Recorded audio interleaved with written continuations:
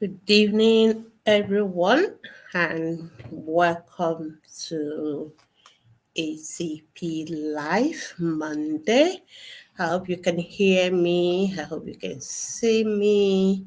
If you can hear me, if you can see me, let me know in the comment section. I can see many people already coming in on Instagram. Welcome, welcome, welcome. Happy New Year, everyone. Welcome officially to our first ATP broadcast for 2023. It's so good to be back. Happy New Year, everyone. Welcome to ATP Live Monday. So I'm just going to make sure I share the comments, share the videos rather. Make sure everybody can see and everybody can hear. Thank you so much, everyone, for joining us. I hope you missed us. We missed you, definitely.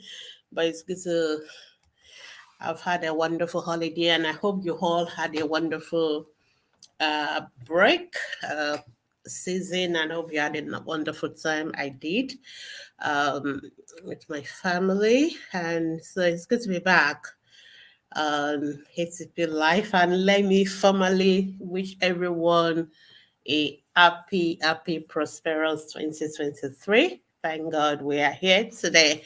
So welcome everyone. Please share the video. Invite your friends and family to join us. You know how we roll. So we're going to be taking question and answers for the next hopefully 1 hour. And of course, Ask the Pediatricians Facebook group is open. Yes, you can now post your questions on our group. You can get answers.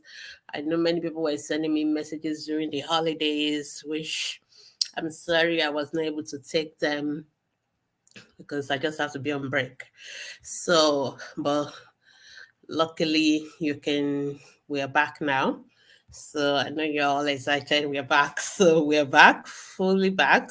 So feel free to drop your questions in our groups after the live session. So in this live session, I'm just going to do an hour of trying to answer any questions that you may have about the health of your children.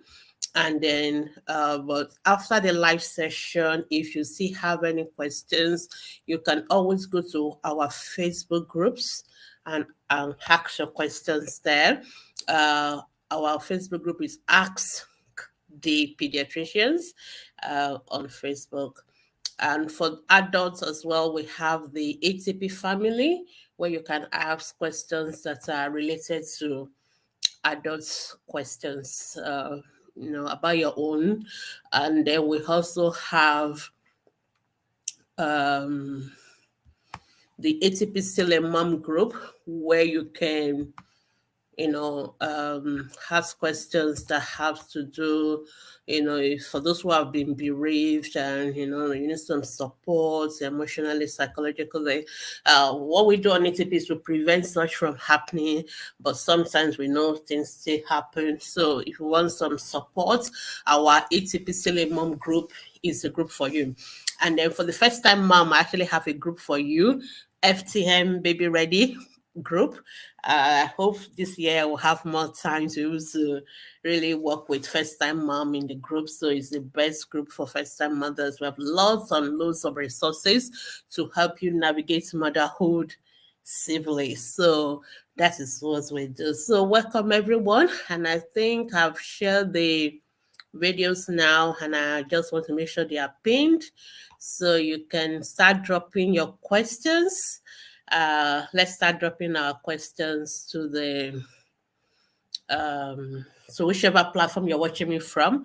For those of you who are watching on Facebook and you're watching live, because I know some people watch the recording afterwards and then they also drop questions. So unfortunately, I'm not there at that time. So we only take questions that are dropped during the live recording. If you have questions after the live session, you have to go to you will have to go back to our groups, and that is where you can now drop your questions for those who are asking after the live session. But if you are live, you can drop your questions on whichever platform you're watching from. If you're watching on our ATP Ask the Pediatrician Facebook group, you can drop your questions straight away. If you're watching on YouTube, you can drop your questions straight away. If you're watching on Instagram, you can drop your questions right in the comment section or in the question box. If you're watching on the ATP Family, ATP Still a Mom, FCM Facebook group, you will have to click on the video to drop your questions so that I will see your questions directly. If you just drop it under the video itself, I won't be able to see that. All right, so I think everybody knows that right now. I just want to make sure we are all just a reminder. And please, when you're asking questions about children, we always like to know the age of the child, because pediatricians, our consistency starts from maybe 0 day of life, and maybe sometimes we take our babies in the womb too, but let's just say from 0 to 18 years. So we always like to know which of them, and of course the approach to each of those age group is different. If you're asking question about weight of your baby, we would like to know what the birth weight is and what the current weight is, so that we have we have some some background information to be able to give you the right answer. All right, I think I've shared all the videos now, so we can start. If you asking questions, try and keep it concise and ask questions.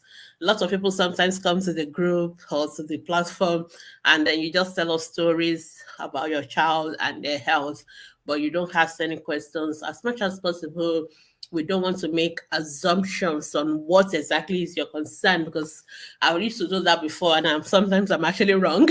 So I realized that just a waste of time doing that. So we're not going to make any assumptions. So if you want to ask questions, please ask specific questions. Don't just say my daughter did this, my daughter did that, and then stop. And now leaving it to us to decide what exactly you are trying to find out from us. We won't make those assumptions. So please try and drop your questions on the after you have made your comments. So I think that is all the kind of household house rules that I think I should just remind us. Once again, I want to wish every one of you a wonderful, blessed, prosperous 2023. Thank you so much. And for all of you that wished me happy birthday on the 18th, because I couldn't come live again after that. Thank you so much for all your good wishes and prayers. I appreciate that. So thank you and thank you. So we're going to start now. I can see a few questions already coming on Facebook. I can't see any on Instagram yet. All right, Instagram people, please ask your question on time. I hope my New Year resolution is that I will do this program in 1 hour and not exceed the time. All right, so thank you so much, Hester, Sifa. You're welcome. And thank you, Licia Gabi. You're welcome. Happy New Year to you. Thank you, Esther. Okay, Esther is inviting a friend. Thank you for inviting your friend. Okay, compliments, Dr. Gbemi. Thank you. Last one, for those of you on ATP Facebook group, if you don't give StreamYard permission to show your name, I won't be able to do that. So if you, at the beginning, you will see like a link that say give StreamYard permission. So to show your name. If you don't do that, then I will only see you as Facebook user. So, but if you don't mind, that's also okay. All right. Happy New Year to the Facebook user. And then the first question is from Alicia Gabi. So, please, ma'am, my baby is a year, 1 month, 3 weeks. A year, 1 month, 3 weeks. Okay, almost a year, 2 months, but it's not yet walking. Okay, I'm getting so disturbed. I'm a first time mom. Okay, there's really no reason for you to be disturbed. Okay, most babies averagely walk at 1 year, but we also give some time to some babies who may not walk exactly around that time, because everything is a range. So we will only start to get worried if your baby is not walking by 18 months.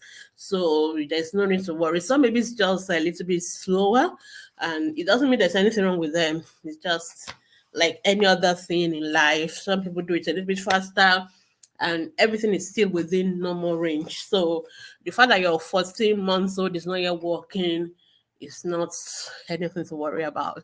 So you just let the baby be, and you're telling us that the baby is already standing and holding things to walk around. So that's what we call cruising. So if your baby is already cruising, then it's just a matter of days or weeks, and the baby will start to walk.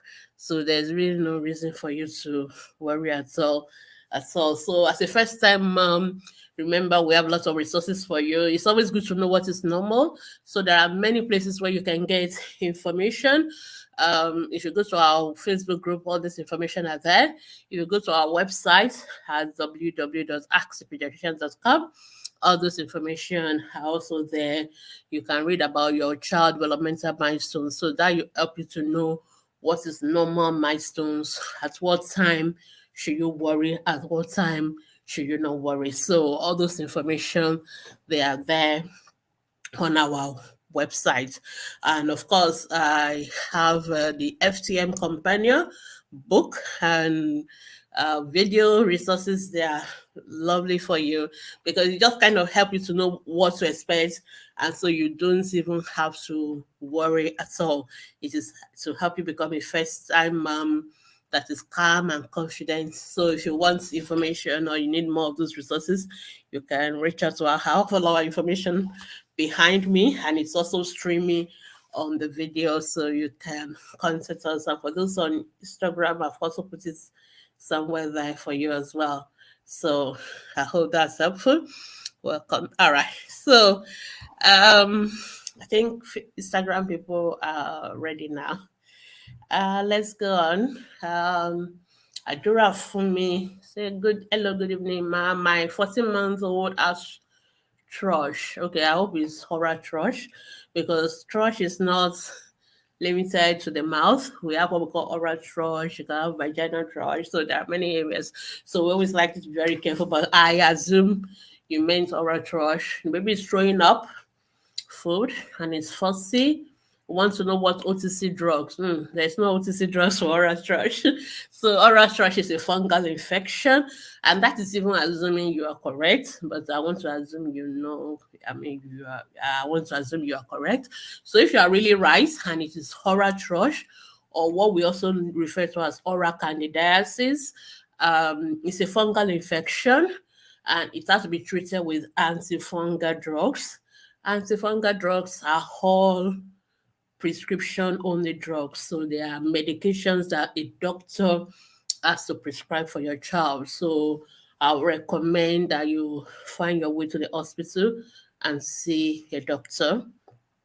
And thrush is not really very common, so we always want to be sure when we see thrush in certain age group to check, to make sure there's nothing else that is affecting the immunity of that child. So we also need to check that. So what you can do now is to give the child some ORS, to rehydrate the child, because the child is vomiting and all that. So we want to make sure the child is rehydrated. Give a little food at a time that the child can tolerate, and then you have to find your way to the hospital, because somebody has to prescribe the appropriate medication. Sorry, there is no what to say.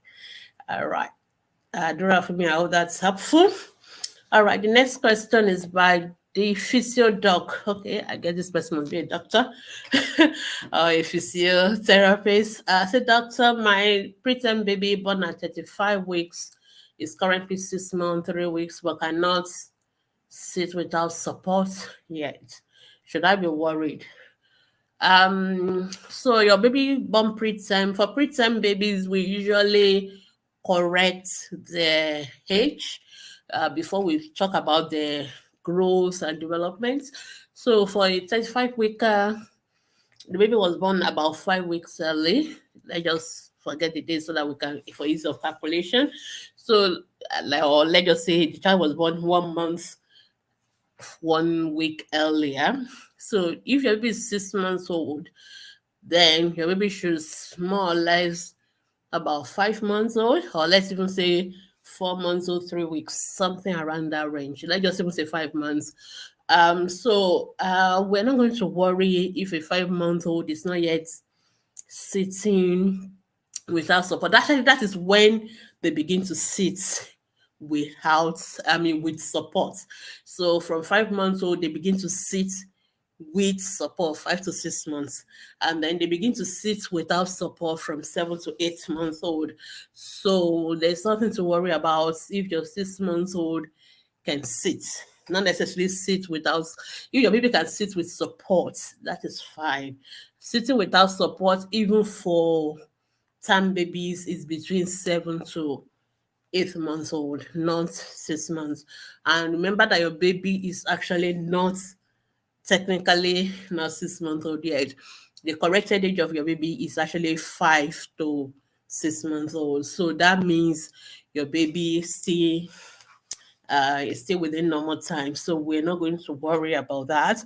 However, we want to encourage that all preterm babies are followed up by pediatricians. So I don't know whether there are other issues around the birth of the baby. Why was the baby born preterm? Were there any other complications of prematurity? And so the pediatrician will know the context, and then they'll be able to advise you. But I'm not going to worry about a 5 months corrected age preterm who is not yet sitting without support, not at all.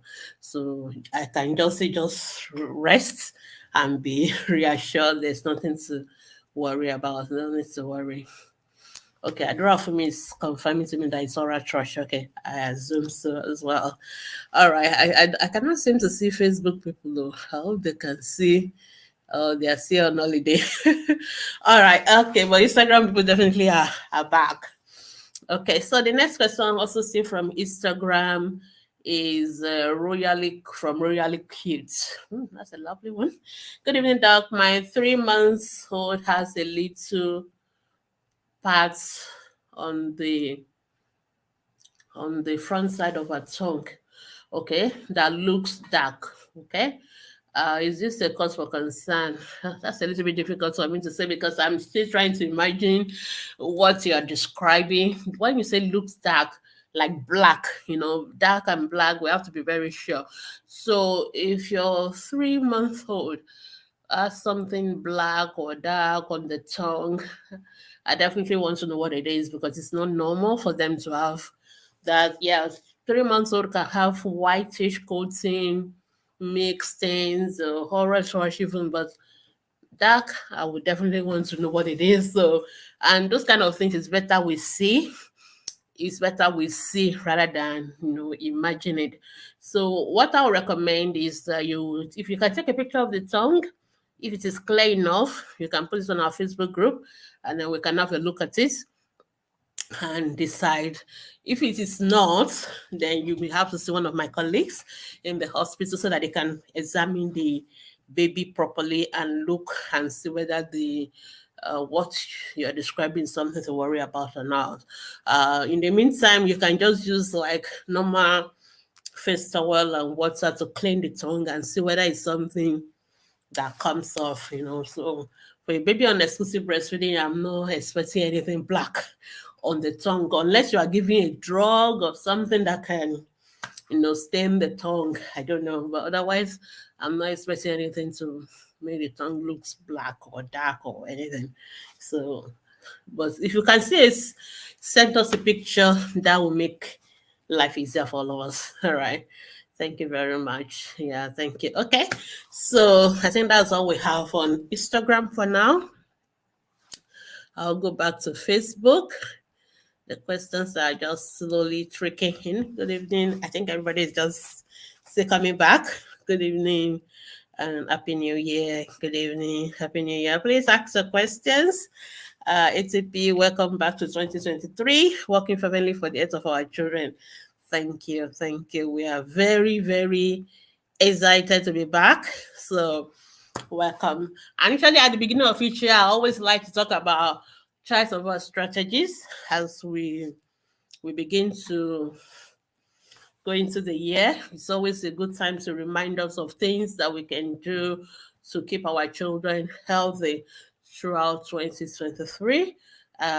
So please still be dropping your questions. So I can't see any questions. So I will just be using this time to remind us about what we call the child survival strategies. All right. So we'll start with the fact that breastfeeding. All right.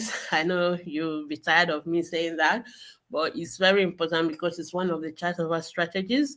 It can prevent almost 1 million deaths of children.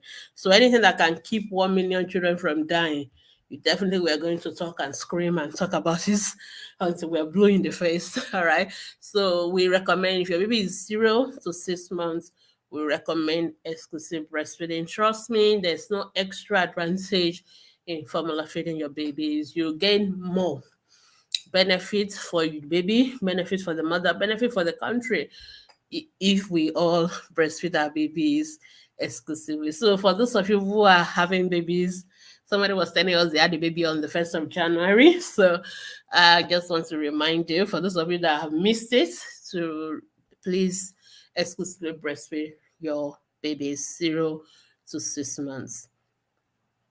After that, I want to talk about immunization. Let's ensure that we take all our children for immunization this year. All right. Even if they've missed them, maybe you forgot during the Christmas holidays, please, you can always go back for catch up. And we thank our Nigerian government. They've actually been increasing the number of vaccines that we can get for free, including rotavirus. We have injectable polio vaccines and all that. So we have several vaccines now. And I always like to tell mothers that vaccines are not cheap, and they are not cheap at all. They're actually expensive, okay? But somebody is paying for it. For those of you who take your immunization in private hospitals, you know what I'm talking about. Somebody sends me a message one time that one of my patients, because she went for immunization, and I think the bill then, that was a couple of years ago now, was about 60,000 naira. So she was like, what? For immunization. So I just said that, don't worry, just go to the government hospital, go to the health centers. And some people worry whether the government one is genuine or is it true or not. But I can assure you that the best place to get immunization anywhere in the country is at the health center, because the health centers, they get the immunization straight from the storage laboratory where they keep those vaccines, so they don't break the chain at all.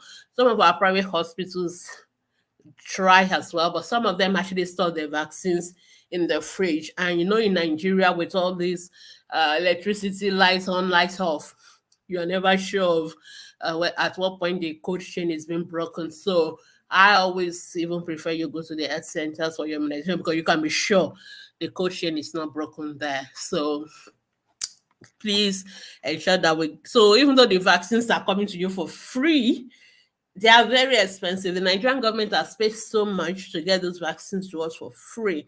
So the least we can do is to go and take them. So please, let's make sure we go take our immunizations for our children. If they've missed any, please go take them. Let's take the measles, yellow fever vaccines, the oral polio, the IPVs.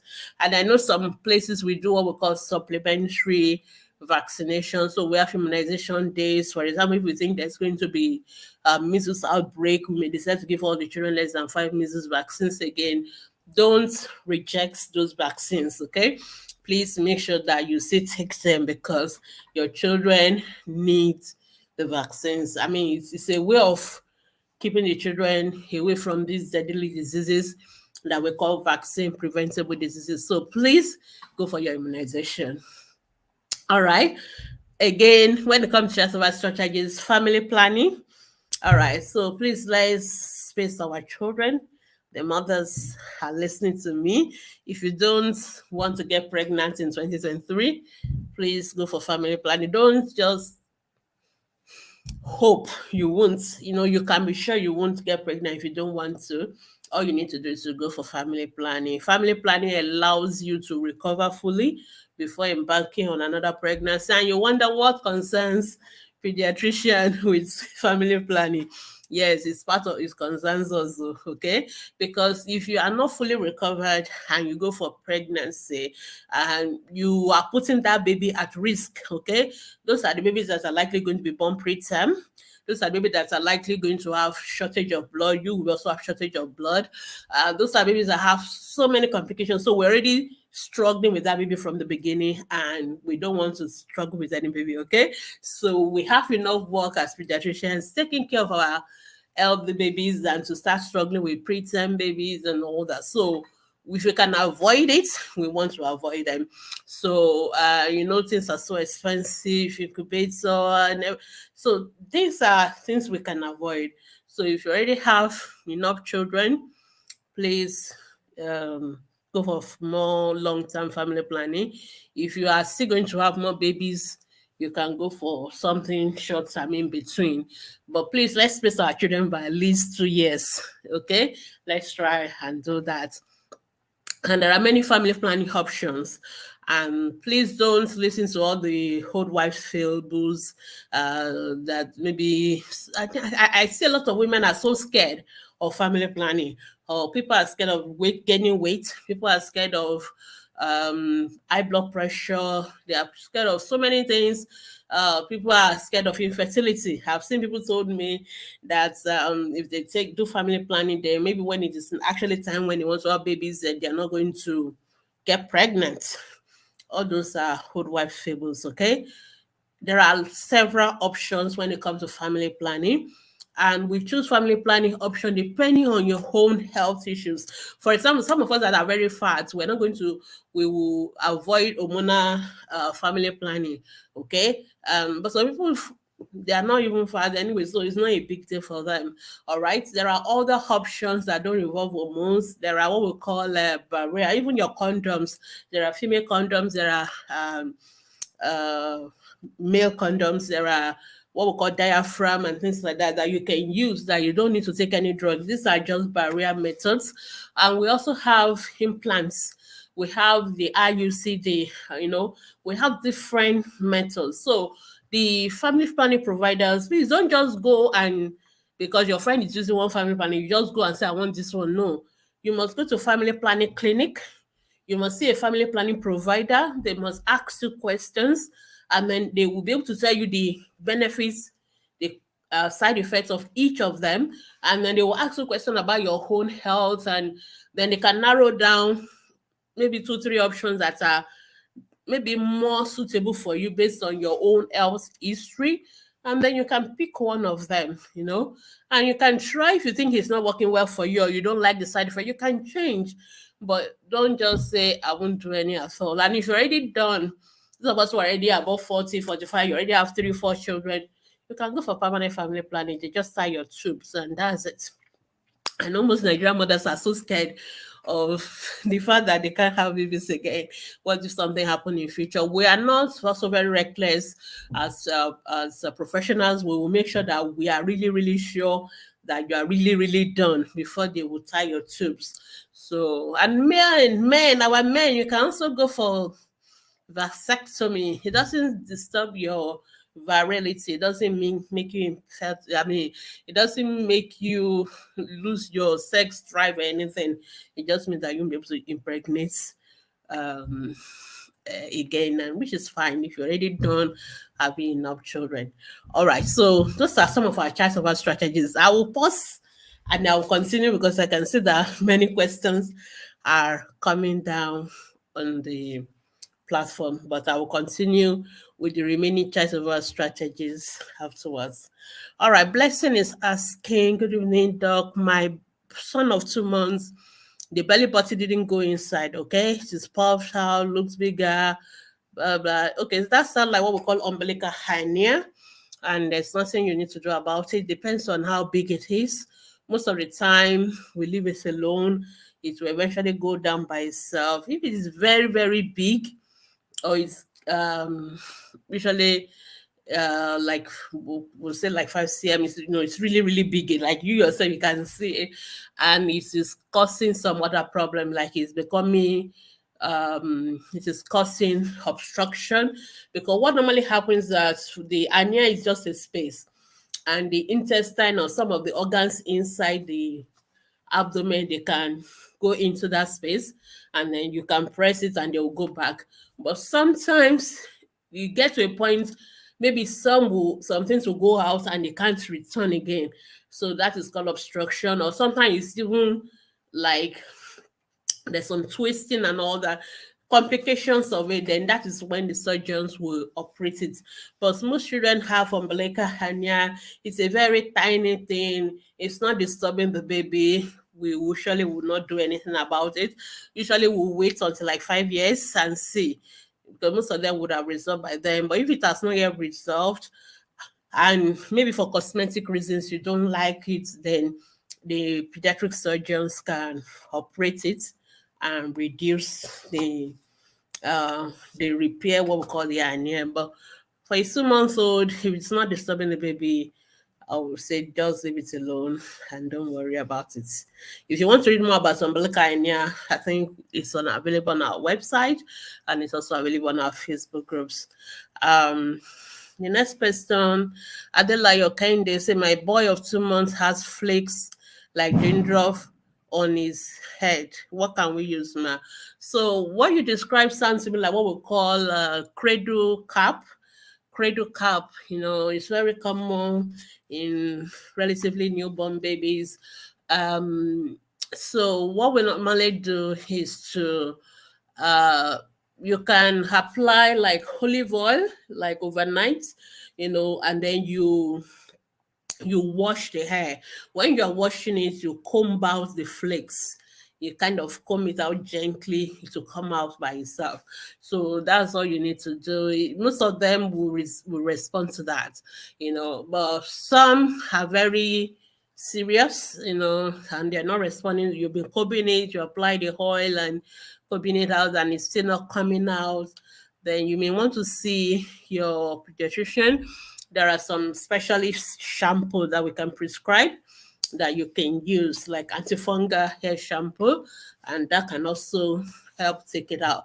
But most children, they are not really that bad, as you can't just use like olive oil, apply it overnight. It's kind of softening, then you kind of comb it out when you're, and please don't use soap, the bath soap, when you are washing your baby's hair, because the soap tends to also get stuck into the hair and all that.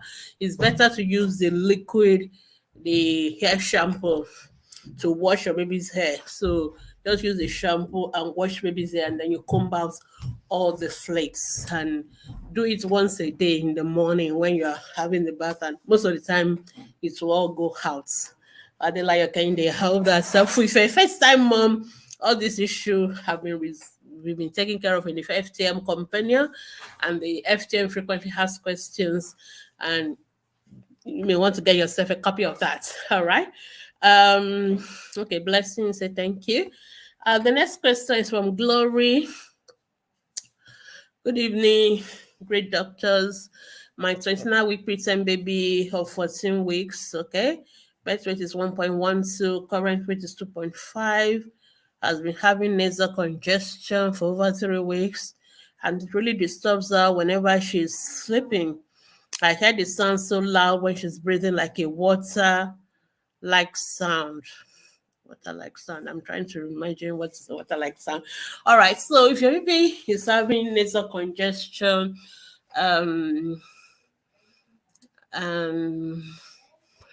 you are hearing sounds like maybe the nostrils are blocked. I'm not really sure what sound you are hearing, because that is actually why I'm really pausing. I'm trying to know what best answer to give. So if your baby has like mucus, like catarrh, or what people call like, if you can see the catarrh blocking the nose, you can apply saline drops. Saline is just normal saline, they put this in, that you can drop into the nose. It will soften the mucus and it will let it flow out. So that is what we recommend for you to do.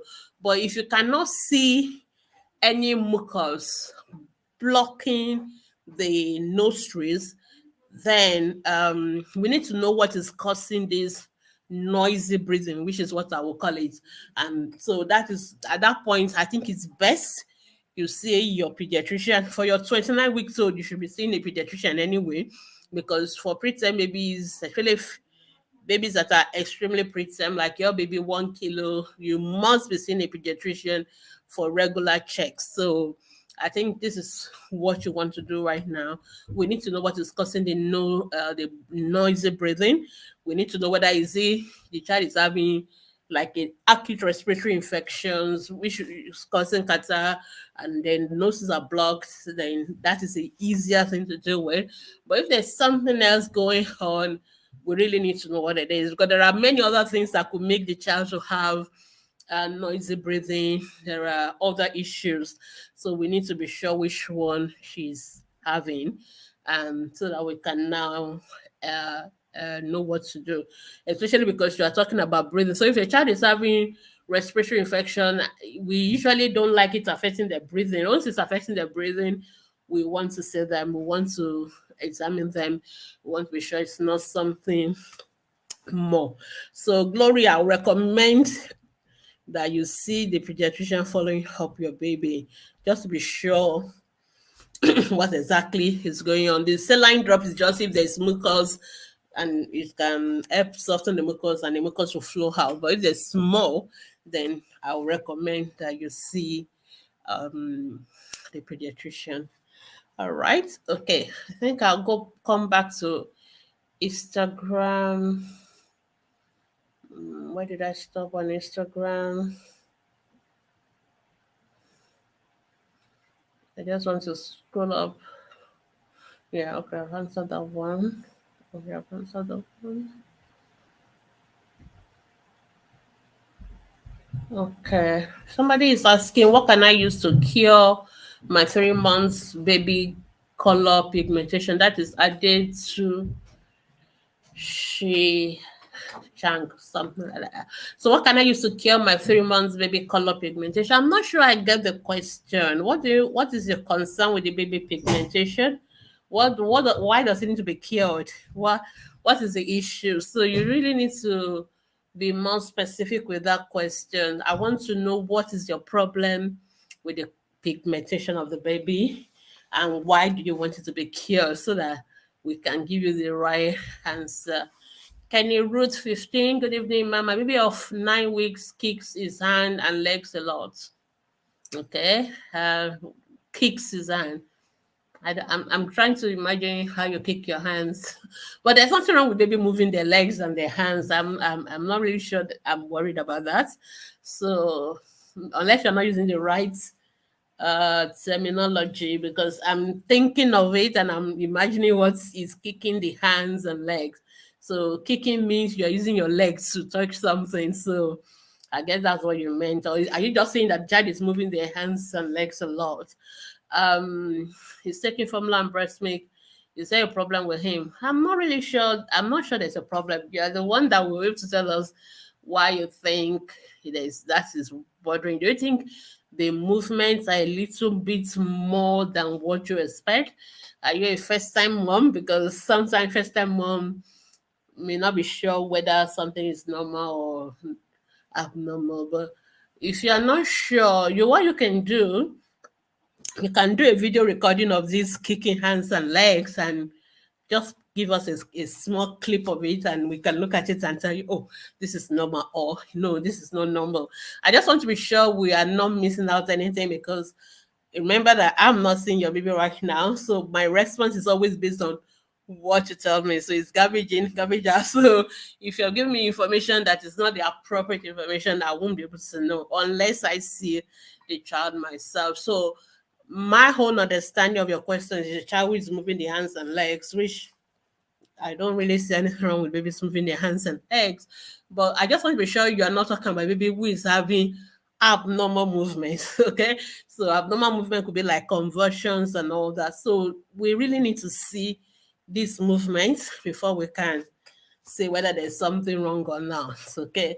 And if you're a first time mom, it's okay for you to just ask us, or you can show your pediatrician as well, just to be sure that they get a good picture of what you're describing. Otherwise, like I said, you can post a video for us as well on the Facebook group, because you won't be able to post it on Instagram Live or on our on this platform right now, but you can definitely post it on the Facebook group. I can have a look at it, and then I can advise you appropriately. Okay.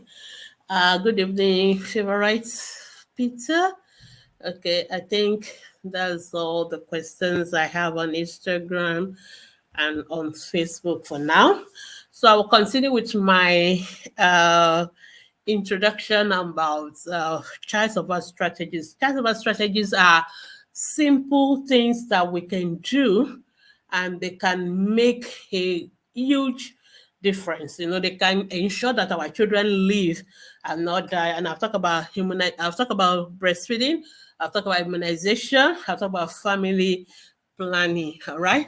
I'm just going to talk about the nutrition, growth, and growth monitoring, and I will just put nutrition by the side of it. So we need to check that our children are gaining weight well. All right. Most of the deaths of our children in Africa, 50% of them, the underlying cause is malnutrition. So malnutrition is a big thing. It's not a major killer on its own, but it's a contributory factor to most child deaths, especially children that are already malnourished. Any little illness can just send them to the other side. So if a child is already malnourished, small malaria, small diarrhea is not small for them. It's severe because they already have underlying malnutrition. And so it's important that we're monitoring the weight and the height of our children, and we're ensuring that we're feeding them properly. And feeding our children, it doesn't have to be so expensive. We just need to be intentional. We need to be aware what it means to feed our children properly. So one of the topics I'm going to talk about this year is infant feeding. In my podcast for 2022, the podcast on infant feeding for the first 1,000 days was the most listened to podcast. And I definitely know why, because feeding of our children is the most frequently asked questions, because parents, we always want quick fix for feeding, but we have to just be intentional. So children feeding is not just cereals and formulas and all that. No, children need to eat properly. They need to have good weight. When children are well nourished, then they are able to fight infection themselves. When they have malaria, they're able to fight it by themselves. But children who are already compromised in terms of their nutrition, children who are already malnourished, they don't even have the reserve to fight any little infection that comes their way. So that is why nutrition, growth monitoring, very, very important. For our babies 0 to 12 months, at least we should weigh them monthly. So a very good time is anytime they go for immunization, please, the children should be weighed. And in 2023, I don't want to be hearing they only weigh children on certain days in this health center. Or no, please tell them every time you go to the hospital, your child has to be weighed. That's what the pediatrician said. Yes, tell them. And if they fight with you, say you want to speak to who is the director of the health center, or whoever is in charge, because that is the right thing to do. Every opportunity we have to make contact with children is an opportunity for us to check that they are gaining weight well. It's an opportunity for us to check that there's nothing wrong. So when we don't do those things, it's what we call missed opportunity for those children. So when you go to your health center for immunization to see a doctor, they must weigh your child. They must weigh them. And they must not just only weigh them, they must write the weight in your card. You always have the children health record, whether it's your immunization card, whether they have a big book, whether it's an exercise book. It doesn't really matter, but that weight must be written down. And then you must compare the weight. So last month it was 3 kilos. This month it is now 4 kilos. That is better. But if the weight was 5 kilos last month and it's now 4 kilos, that is worrisome. It means the child is losing weight. Or the weight is 5 kilos last month, it's still 5 kilos this month. That is also worrisome. Why is the child not gaining weight? Children's weight must not be static. Children must not be losing weight. If a weight is static, it's what we call amber sign. It's a warning sign for us that something is not right somewhere. We need to do something. And if the child is losing weight, it's a red sign that something is definitely wrong and we need to fix it. So I'm always worried when I see children who are 1 year old and they are weighing 4 kilos or 5 kilos. I'm like, who has been weighing this child? How come how come this child has never gained weight and this child is like this, and how come we've missed it so long? So this is not right. And the reason is because nobody's weighing the child, or nobody is looking at the weight when they weigh the child. So they must weigh your child, they must interpret it to you. Child is gaining weight, and if it is not good, we must figure out why it is not good, and we must fix it. We won't wait until the child is now very ill on admission and we are all running helter skelter. No, the best time is to do it when it is not at that point. So growth monitoring is a choice of a strategy. If your child is gaining weight steadily, good weight, then it's a good thing, because every other thing else they can deal with it by themselves. But on the other side, we don't want the children to gain weight too much. Okay, some mothers are always just after their babies being so chubby. And I think I've written an article on Hello Pig, my baby is not chubby. Mothers, we are not worried about chubby babies. We are not worried about fat babies. We want babies to have healthy weight. Some babies are overweight and it's also not good. All right, so let's take off all the junk food, all these biscuits, all these juice, all this. Let's take them out. They're going to Mr. Biggs every second just to buy donuts, and it is not a trait for us to be doing that all the time for the children. We can do it once in a while, okay, when they go for birthday parties and all those, but not like every day we're branching and we're loading the children with pastries. We're loading. No, let them take fruits as their um snacks. Let them take banana, let them take oranges, let them take apples, let them take fruits as their snacks. Please, let's not be packing juices and biscuits into our children's school lunch pack this year. No, no, no. Let's not do that. Let them take milk. Let them take fruits. Let them take healthy options. Those are the things we should be packing into their lunch boxes. So these are very important, because all those sugar and flour and salt, they just make the children to gain weight, and it's not good weight.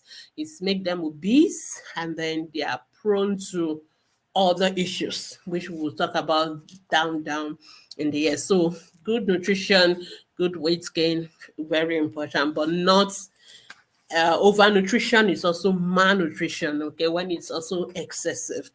All right, I'll take a pause there. I'll answer a few more questions, and then I will continue with all the other child protection. Child support strategies, not child protection. I beg your pardon.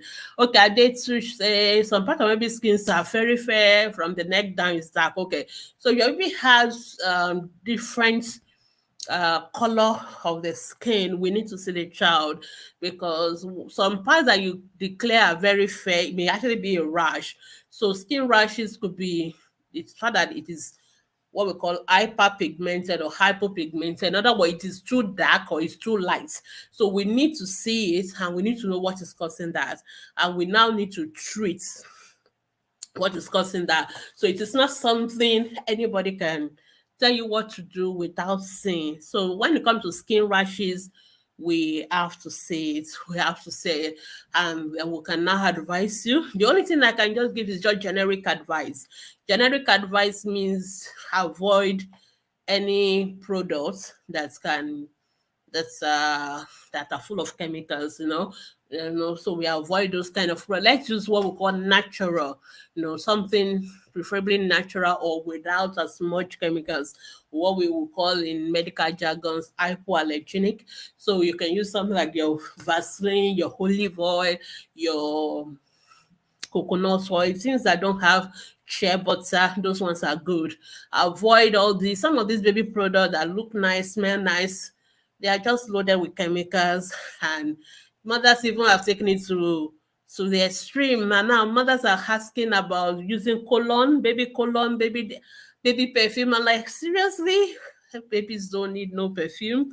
They don't need any cologne. Please just use all those natural, your Vaseline, your Ori, shea butter, coconut oil, olive oil. It's okay. There's no special colon deodorant for babies, please. There's none. And all those powders too. So all these things we put on babies, they are just chemicals, and their skins are very sensitive. So you want to make sure that you are doing the right thing by the skin of your baby. We already have a dermatologist took a group discussion last year, and it is written up on our website. You can visit it and look at how do you take care of the skin of babies.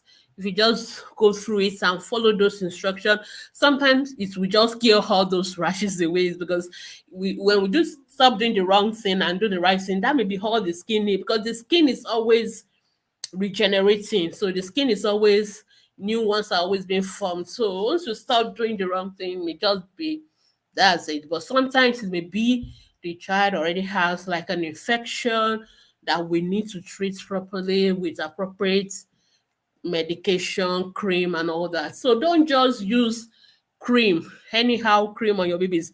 And many of us are very fond of it. When once mothers see another baby has some rashes, go and buy this product. They do it on ATP as well. Even on ATP, they will just come before you answer question. Buy ABF, buy this one, buy that one. Like, seriously? Don't take any of those silly advice this year. All right. If your child has any skin rash, do nothing until you see a doctor. Before a doctor can even recommend, the doctor has to tell you this is a rash. This is the cause of the rash. Is it an infection? Is it a reaction? Is it an allergy? We need to know what is causing it. And then we'll now tell you this is the appropriate product for it.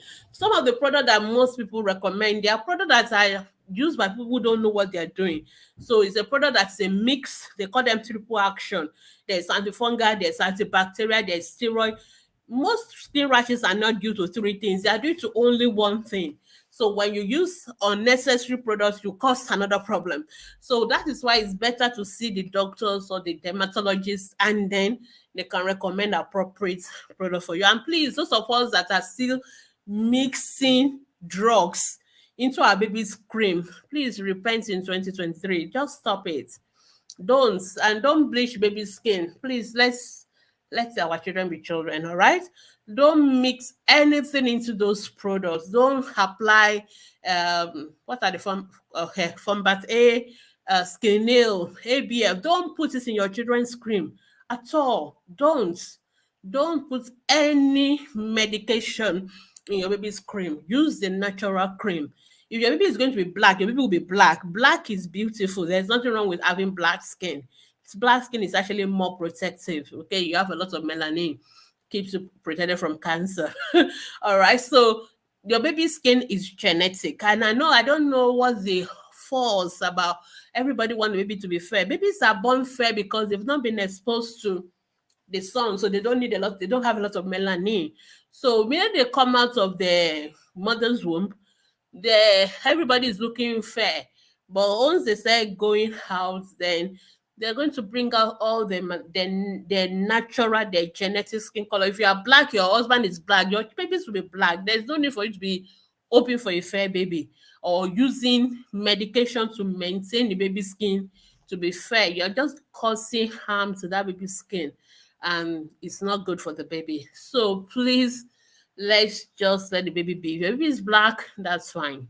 Your baby is fair, that's fine. Your baby is fair, you don't need to maintain the fairness. You don't need to use any special product to maintain any fair skin. The baby's skin will always be fair. If your baby is black, your baby will always be black. You don't need anything to make the baby darker or lighter or anything.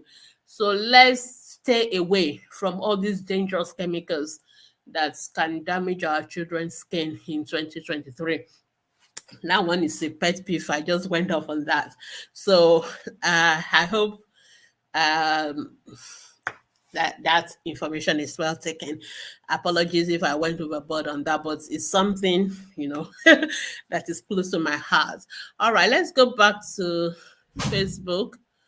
Yeah, I think I've answered that one. Okay, so the next question is by Nedi Nwa Nantok. Say, good evening, I'm 4 months pregnant. I get tired after sitting for some time, so I start to stretch. Is stretching anyway going to affect your baby? No, of course not. So stretching is not going to affect your baby. You shouldn't be sitting down for a long time because you're pregnant. Please walk around, exercise, walk around, move around. There's nothing wrong with that. So if you're a first time mom, or this is your first pregnancy, our gynecologist, Dr. Lachumoke Oguru, she's written a book on 9 months and beyond. It's a very lovely book about pregnancy and everything you need to know about pregnancy, the various semesters, what to do, and all that. If you want a copy, just reach out to us and we'll tell you how to get one. So move around your body, nothing wrong. Stretching does not affect your baby at all. All right. Manuela is saying, good evening. My friend's son is coughing seriously. It's a 1 year, 3 months. Okay. Manuela, you didn't ask any question, but if your child is coughing seriously, I assume you want to take the child to the hospital. There's nothing, we don't prescribe any drugs, and we cannot tell you go and give cough syrup and all that. So please tell your friend to take the child to the hospital. We need to know why the child is coughing seriously, and that will help us to know the right the right intervention, because there are different kind of coughs, there are different causes of cough, and we need to know which one it is. So, but what worries me is say the child is coughing seriously. So if you think it's serious, then I want the child in the hospital straight away. All right, I hope that's helpful. Okay, thank you, blessing. You're welcome. Glory is saying, Glory, you've asked a question. This is the second time I've answered the question. Have I not? I've answered your question about your baby. You need to take that baby to the hospital. Let me be sure. Is it that did I miss your question before? Okay. Okay, I think I've answered the question. So your preterm baby who is having cough and breathing noisily and all that, I think it's better that child is seen by a pediatrician. I'm very, very, very worried about preterm babies. Any issues in them at all is best they are seen by the pediatrician, so we don't miss out anything. Okay. Yeah, I'm almost sure I've answered this question before, but I can't say it again. Okay, but I think we've answered it now. Okay, there's another question on Instagram. Something is coming out from my baby. Baby's what? Faith Bita, I don't understand that question. It says something is coming out from my babies. What do I do, please? What is coming out from where? We don't even get where something is coming out from, but you have to go to the hospital. That's what you can do. That's what you will do, because I'm not really sure. I don't really understand your question. That's the honest truth. But because I don't, then I think it's better you see somebody physically. You see a doctor physically to know what it is that is coming out from where, and what do we need to do about it. I think that's helpful. Okay, but if you want to provide more information or clarity, please do. We still have a few. Oh my goodness, it's almost 2 minutes to the end. Oh my God. Okay, so we're almost done. So, but you can always put it on our Facebook group, don't worry. All right. I think I saw a question.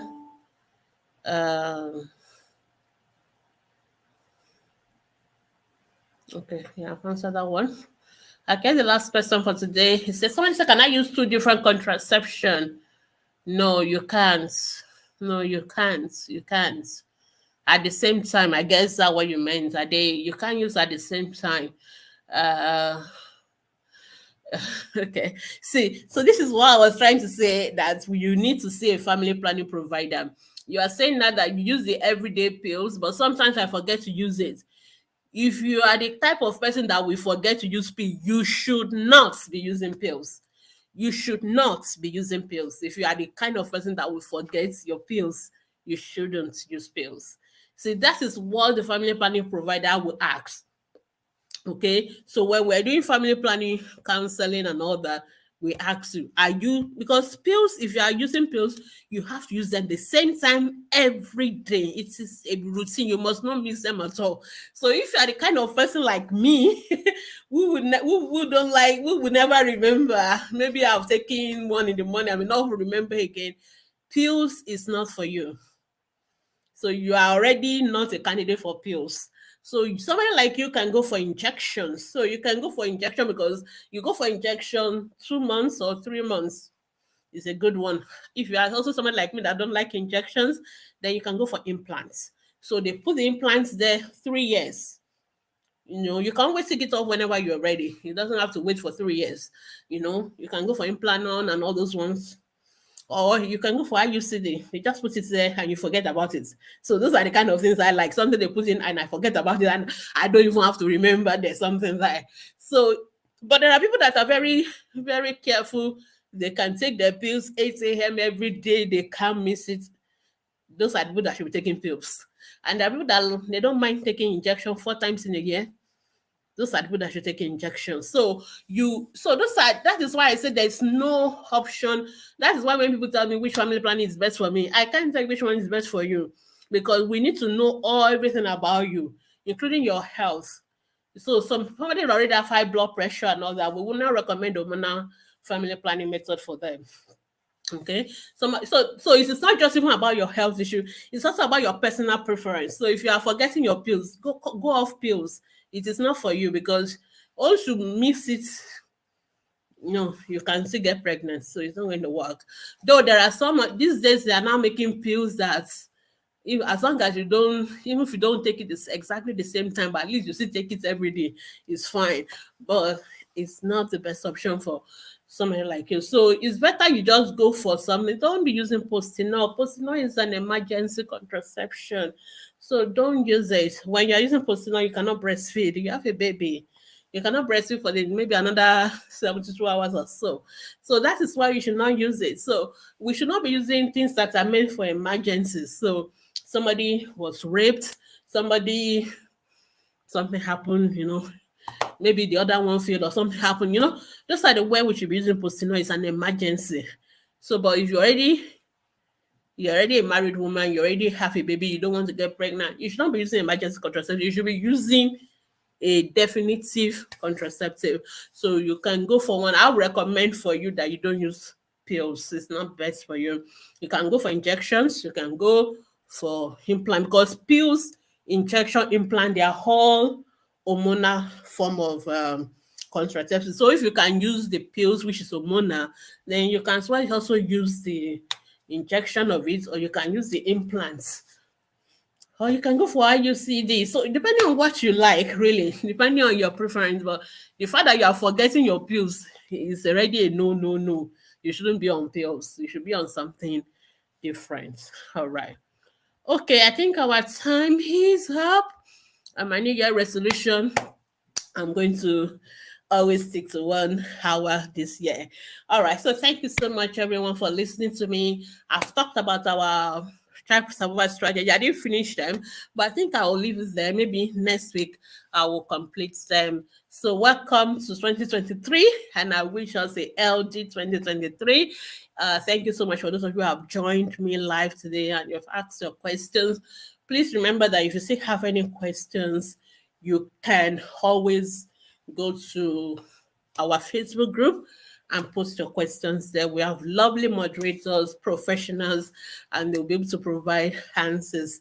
Thursday will be our teaching time where we'll actually take a particular topic and then we'll talk about it in details and even bring in other professionals online to talk about that particular topic. So Mondays will be our question and answer days. Thursday will be our teaching time, and that's our program is going to be for this year. But in between, you can always ask your questions. If you need any of our resources, please, you can always ask us, and we will try and make sure we get them across to you. So thank you so much for joining me this evening, and have a wonderful evening. Remember that if you are late to the program, so we are just coming in, you can watch the video again. You can watch it on our Instagram TV channel. You can watch it on our YouTube channel. You can watch it on our Ask the Pediatrician Facebook page or group. So the videos will always be there. You can always watch them. And if you still have questions, then you can always go over to our Facebook group and post your questions there. All right. Thank you so much, everyone. And have a wonderful, wonderful, wonderful evening. bye. Somebody just dropped one question, so I'm saying my bye. Dancing highs. I'm not sure what you mean by dancing highs, but please see an eye doctor if you notice any unusual thing with the baby's eyes. You didn't tell us the age of the baby, you didn't tell us many things.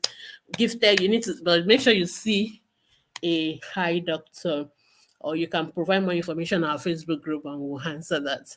All right, thank you everyone. Bye. Bye. Bye. Have a healthy 2023. Bye.